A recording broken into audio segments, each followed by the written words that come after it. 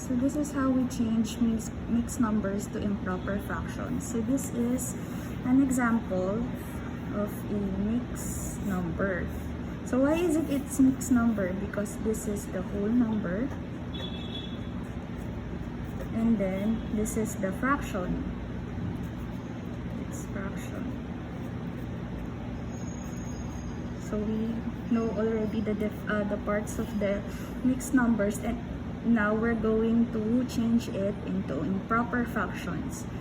So first thing we have to do is we have to multiply the whole number, this one, to its denominator. So this is denominator.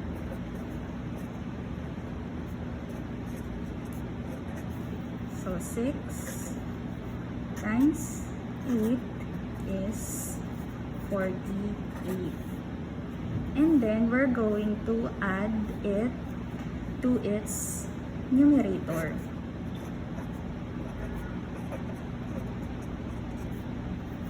So 48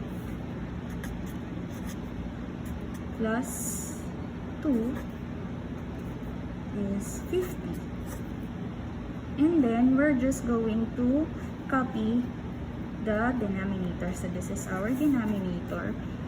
So our answer for this one is we're just going to copy the denominator and then you put your answer. So this is an improper fraction because the numerator is bigger than its denominator. So this is how we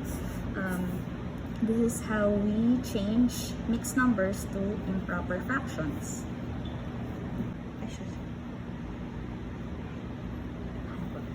So 5 and 2/3 is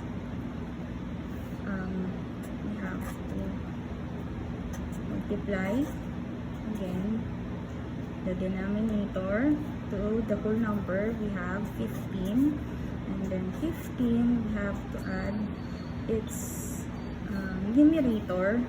So 2, the answer is 17. So we're just going to copy the denominator 3 and then we're going to put your answer. So this is how we get improper fractions.